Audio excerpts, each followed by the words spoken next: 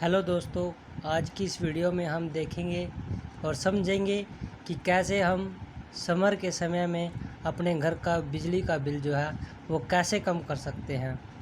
दोस्तों, जैसा कि हम सब जानते हैं कि हम सब के घर में एक ऐसा अप्लाइंस है जो समर के समय में हर समय बिजली कंज्यूम करता रहता है। उसे हम इन्वर्टर कहते हैं।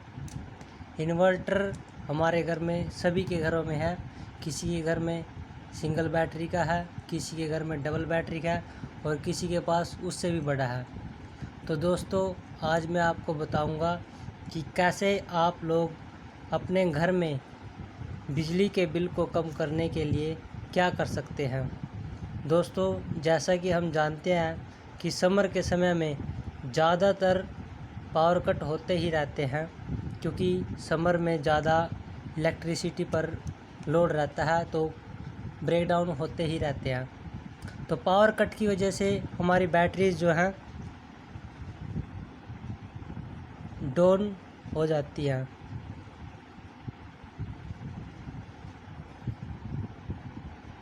क्योंकि हम जैसे लाइट चली जाती है तो अपने फ़ैन,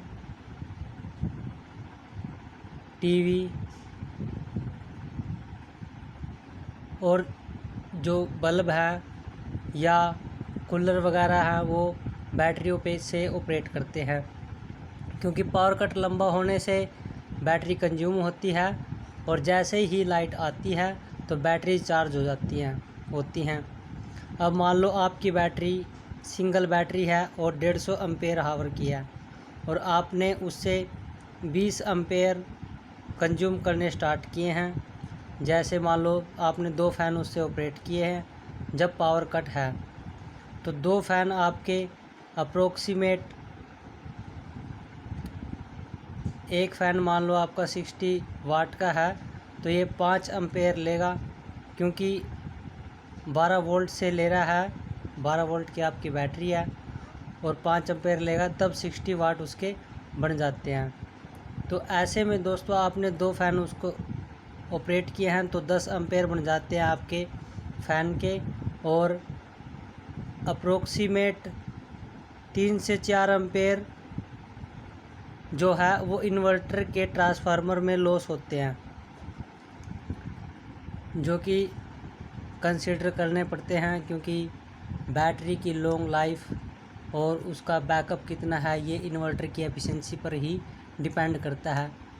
तो इन्वर्टर में मेन पार्ट जो एफिशिएंसी को इफ़ेक्ट करता है वो उसका ट्रांसफार्मर ही है,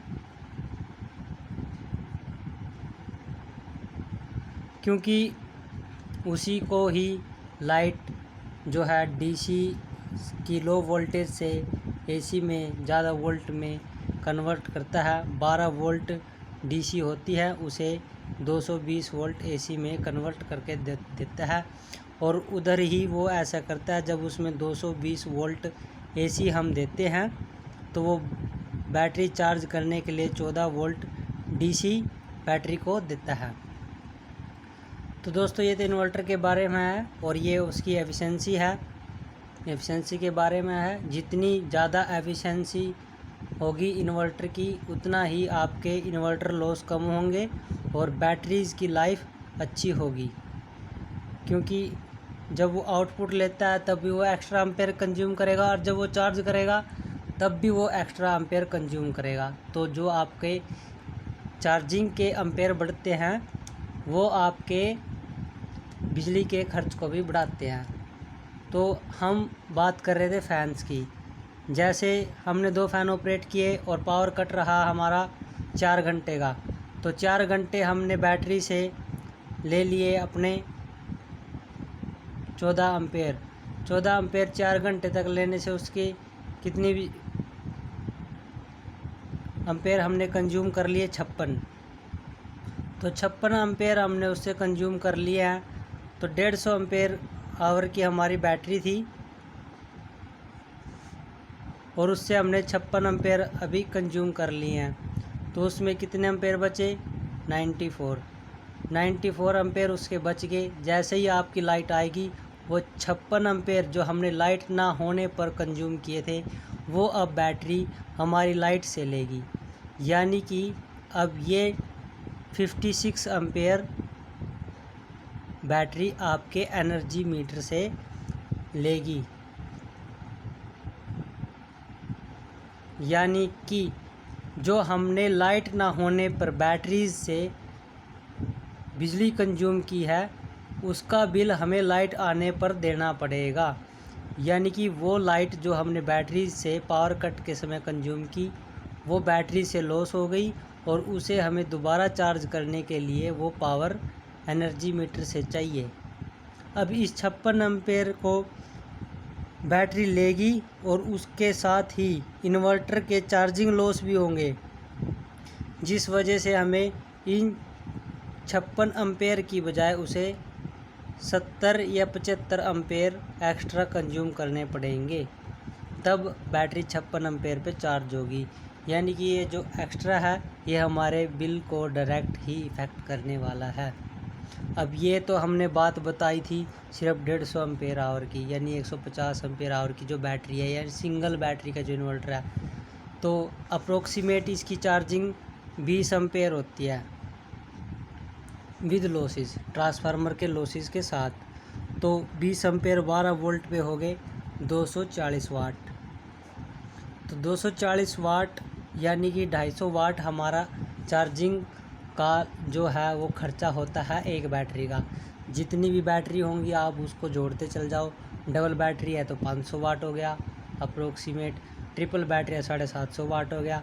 तो यानी कि जितना हम लाइट जाने के बाद बैटरी को कंज्यूम करते हैं उतना ही बैटरी लाइट आने के बाद एनर्जी मीटर से एनर्जी कंज्यूम करती है, और उसके बाद एनर्जी कंज्यूम करने के साथ इन्वर्टर लॉसेस भी उसमें काउंट हो जाते हैं। तो आपका बिल सूट अप हो जाता है। और वो भी किस वजह से, जब पावर कट था आपने ये ध्यान नहीं किया कि हमें एक फ़ैन चलाना है, 2 की आवश्यकता है, या कूलर चलाना है या नहीं चलाना, क्योंकि आपने सोचा कि लाइट नहीं है तो बैटरी से ही तो चल रहा है। तो इस तरफ आप अवश्य ध्यान दें कि लाइट ना होने पर भी आपको बिल भरना पड़ेगा, क्योंकि अगर आप सावधानी से बैटरीज को यूज़ नहीं करेंगे तो चार्जिंग तो आपके एनर्जी मीटर से ही होनी है और उससे आपका बिल बढ़ेगा ही बढ़ेगा। अब इस पॉइंट के बारे में शायद ही किसी ने बताया हो कि एनर्जी मीटर के जो काउंटिंग है, जो यूनिट है, उसको बढ़ाने में गर्मियों में बैटरीज़ का भी बहुत ज़्यादा इफ़ेक्ट होता है। उम्मीद करता हूँ आपको ये टॉपिक समझ में आया होगा, क्योंकि बैटरीज इन्वर्टर सबके घर में है और सभी ने कंज्यूम भी करते हैं और इनके बगैर सिस्टम चलता भी नहीं है। तो दोस्तों थोड़ा बैटरी को ध्यान से यूज़ करना चाहिए ताकि कम से कम डिस्चार्ज हो और चार्जिंग भी जल्दी हो जाए और आपकी जो है एनर्जी कंजप्शन और बिजली का बिल जो है कम आए। धन्यवाद दोस्तों।